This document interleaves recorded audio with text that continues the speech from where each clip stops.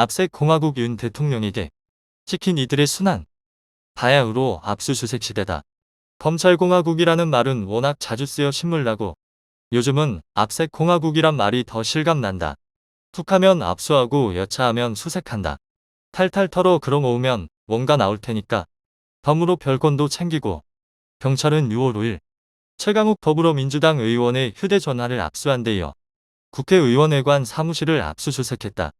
한동훈 법무부 장관의 개인정보 유출 사건과 관련해서다. 같은 혐의로 지난달 5월 30일에는 MBC 임현주 기자의 휴대전화를 압수하고 집을 압수수색했다.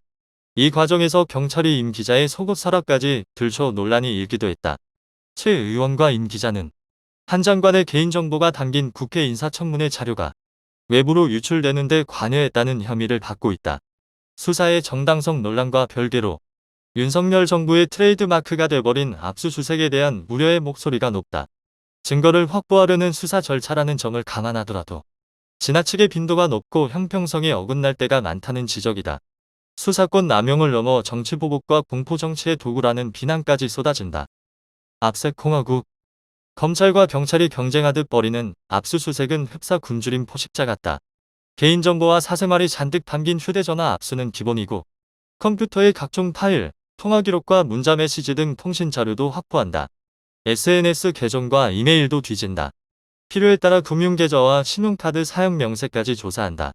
한 사람의 일상과 삶을 샅샅이 들여다보고 파헤치는 것이다. 압수수색은 경찰과 검찰만 하는 게 아니다.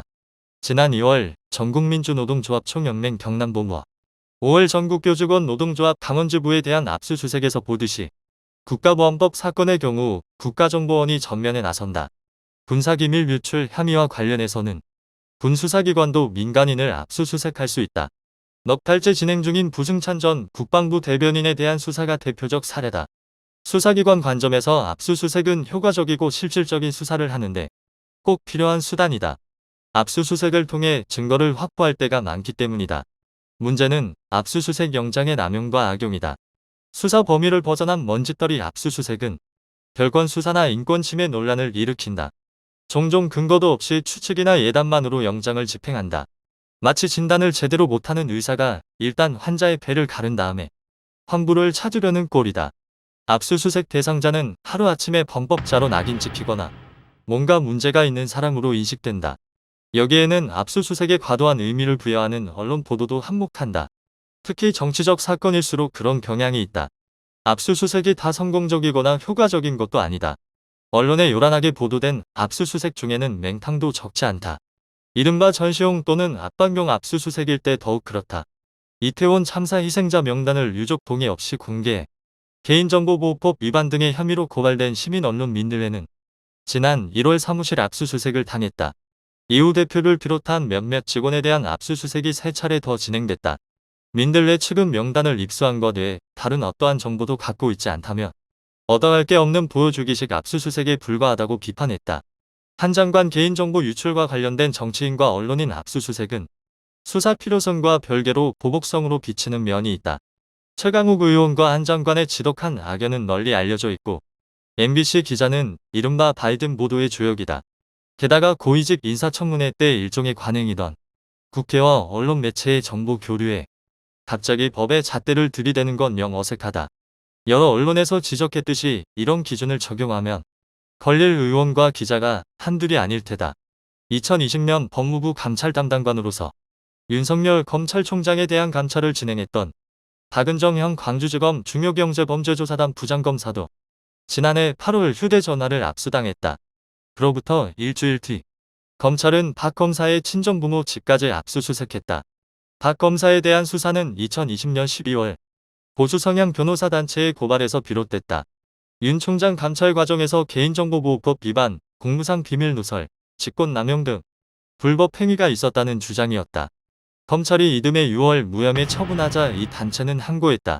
서울고등검찰청이 재기수사 명령을 내린 것은 그로부터 1년 뒤인 지난해 2022년 6월 윤석열 정부가 출범한 지 한 달이 지났을 때였다.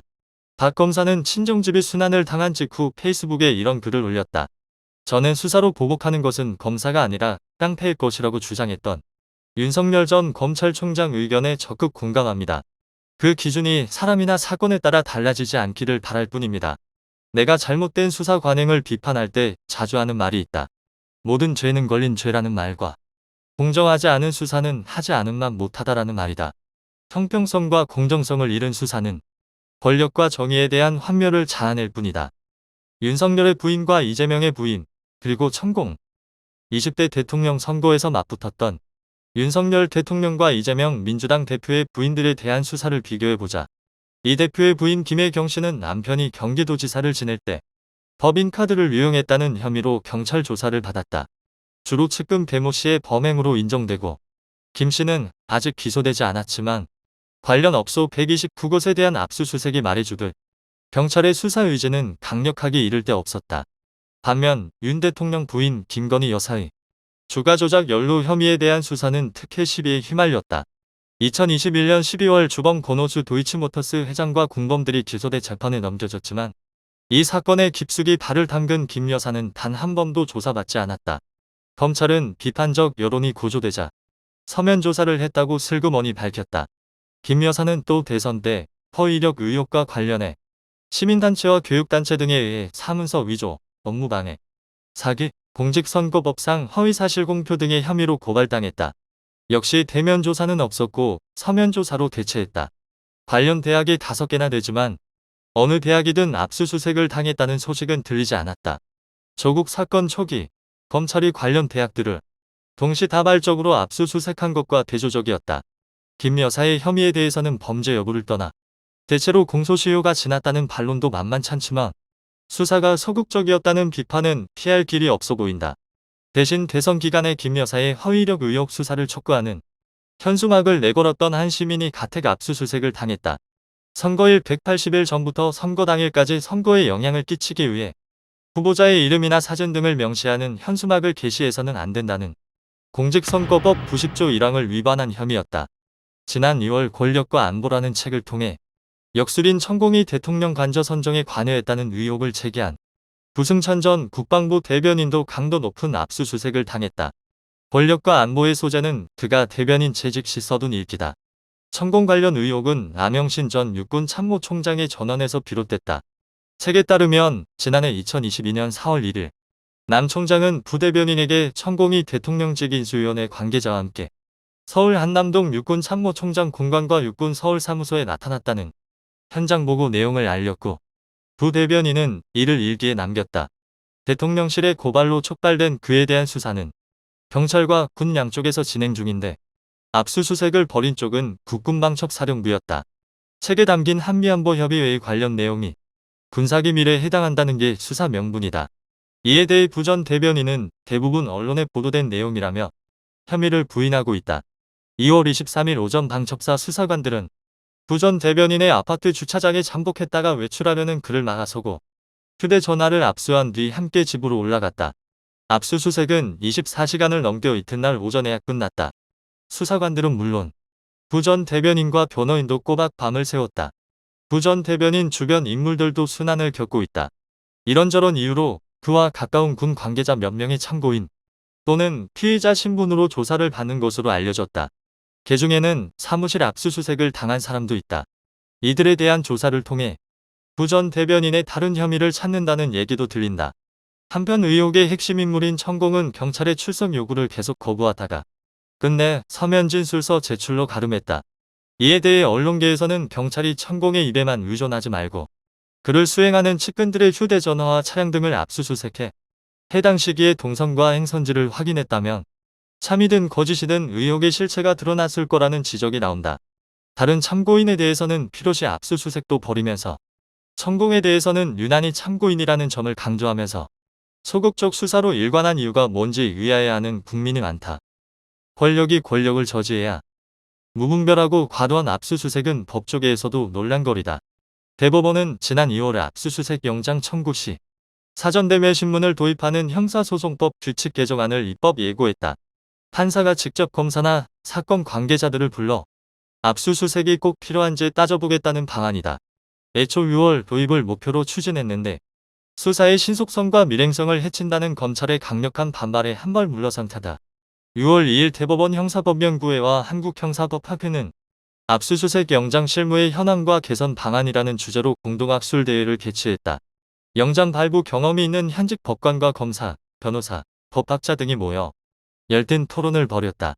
법원 측은 범죄 입증과 무관한 전자정보에 대한 과도한 압수수색이 이뤄질 수 있다며 사전 대면 심사로 인권 침해나 사생활 노출을 방지할 수 있다고 사전 통제의 필요성을 강조했다. 반면 검찰 측은 수사가 지연되고 수사 사실 자체가 새나갈 수 있다고 반대했다. 수사기관 종사자들이 진실이 아닌 권력을 섬긴다면 국민적, 역사적 심판을 면치 못할 것이다. 몽테스큐에는 법의 정신에서 권력을 가진 자는 모두 그것을 함부로 쓰기 마련이다. 권력을 남용하지 못하게 하기 위해서는 권력이 권력을 저지하도록 해야 한다고 말했다.